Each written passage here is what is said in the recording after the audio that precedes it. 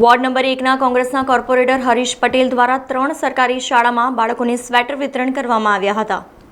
હાલ ચાલી રહેલા શિયાળા દરમિયાન તાપમાનમાં ઘટાડો જોવા મળે છે, સાથે જ શિયાળામાં હવામાન ઠંડુ રહે છે, જેમાં દિવસ નાનું અને રાત લાંબી હોય છે। ત્યારે સવારના સુમારે બાળકો શાળાએ જાય છે તે સમયે ખૂબ ઠંડી પડતી હોય છે, જેને લઈને મધ્યમ અને જરૂરિયાતમંદ પરિવારને મદદરૂપ થવાના સંદર્ભે આજે વોર્ડ નંબર 1ના કોંગ્રેસના કોર્પોરેટર હરીશ પટેલ દ્વારા છાણી વિસ્તારમાં આવેલી કુલ 3 સરકારી શાળામાં બાળકોને સ્વેટરનું વિતરણ કરવામાં આવ્યું હતું, જેમાં ત્રણેય શાળાઓને મળીને કુલ 850 સ્વેટરનું વિતરણ કરવામાં આવ્યું હતું।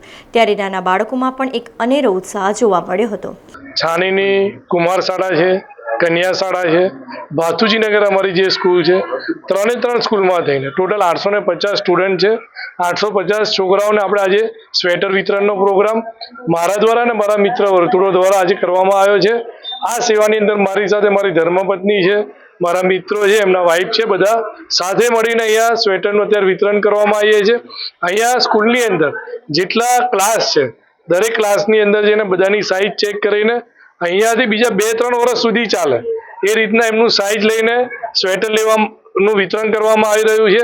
આ કન્યા શાળા સ્કૂલ છે અમારી। કન્યા શાળા સ્કૂલની અંદર જ્યારે અમે કોર્પોરેટર બન્યા ત્યાર પછી અમારો એક શિક્ષણ પ્રત્યેનો જે પ્રેમ હતો, અમારા મિત્ર જે છે ભેગા થઈને એક સ્કૂલ ખંડેર હતી, ત્યાં આગળ 14 લાખના ખર્ચે અમે આખી સ્કૂલ પણ નવીનીકરણ કર્યું છે। એટલે શિક્ષણ પ્રત્યે જે જગ્યાએ સરકારી સ્કૂલ હોય કે કોઈ પણ જગ્યાએ જેને જ્યાં જરૂરિયાત હોય, એક કોર્પોરેટર તરીકે એક વિસ્તારના નાગરિક તરીકે જે પણ સેવાની જરૂરિયાત હોય છે અમે પૂરી પાડીએ છીએ।